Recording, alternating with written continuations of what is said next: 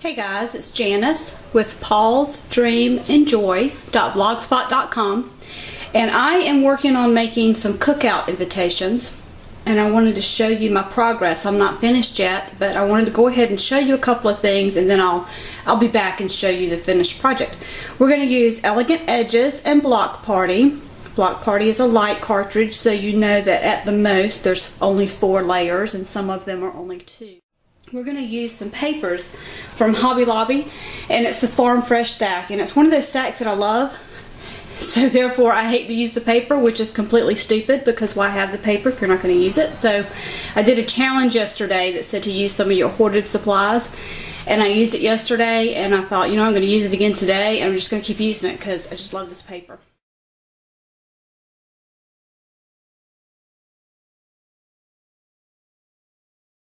So here is my card base. It's not a card that you open, it's more like a postcard, and I'm going to be mailing these, so I want these to be pretty flat if possible, not a lot of dimension and buttons and things because I don't want to pay extra to mail it, and I'm just going to write all the information on the back. I would print it, but my printer is out of ink, so I shall be handwriting them. Oh, the joy. Aren't you excited for me? So let me tell you a little bit about what we're going to do.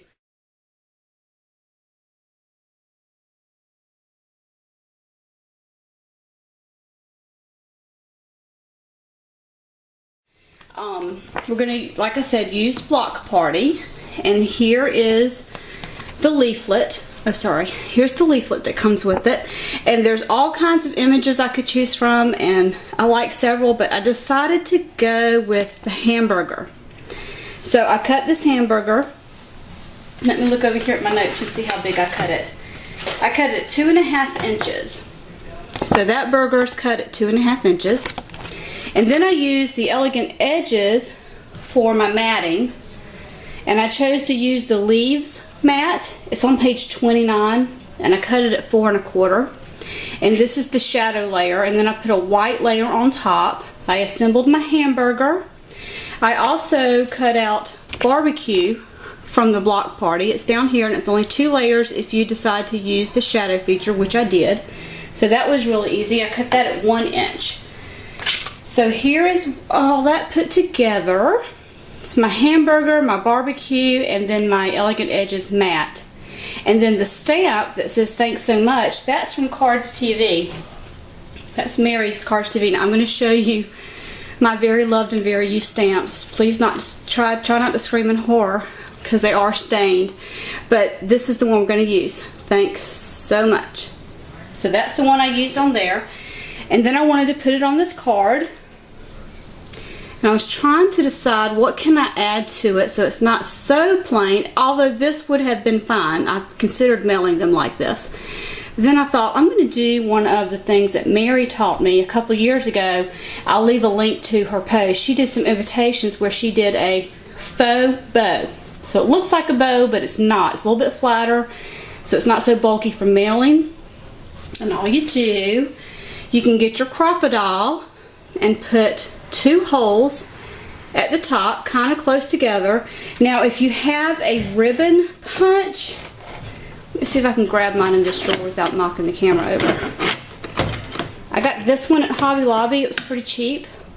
And I have used this before when I did my daughter's graduation invitations. We used this. But since I went ahead and adhered all these cardstock pieces, this paper was really thick. And I just didn't have the strength, or it's not sharp enough, one or the other, to cut through all those layers. So I used the crocodile, and I was actually able to stack 4 or 5 of these together and then punch it, because you know that crocodile cut through anything. And then get a strip of ribbon, and I'm going to try to do this on camera. I may end up fast forwarding, but you start in the front and you put your ribbon through each hole. I'm also reaching around the camera, so this is not as easy as it would be if I was just at my desk. See, it's much easier when I can get it closer. Okay, so you stick it back, front to back.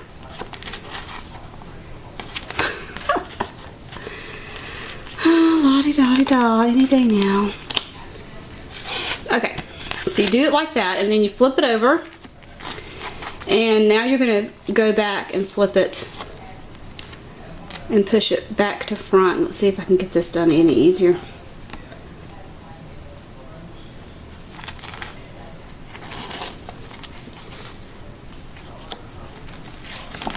All right, we are cooking with gas now. Okay, way too long, right? So we're going to trim it with the scissors. I'm not going to try to be fancy. I'm just going to cut it at an angle. Now, kids, don't try this at home. But if you want to keep this from fraying, get a lighter. Do not set your ribbon on fire and do not set your paper on fire. That would be bad. But you're just going to get the lighter and quickly go across like this. It's going to shrink it and melt it. It may turn it a little black on the ends, but I guarantee you it will not fray ever again. Isn't that awesome? And then we're going to get our little matted image, and we're just going to adhere that right down there.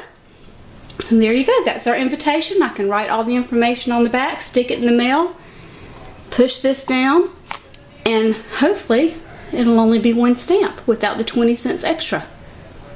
That's what I'm hoping. That's how I'm going to mail them. So we'll see how that works out for me. So there you go. I'm making several of these. They're really easy and really fun. I hope you guys enjoyed this. Try that cheat ribbon bow that Mary taught us because she is very smart and I love it. I've used it often. And I'll see you guys later. Bye-bye now.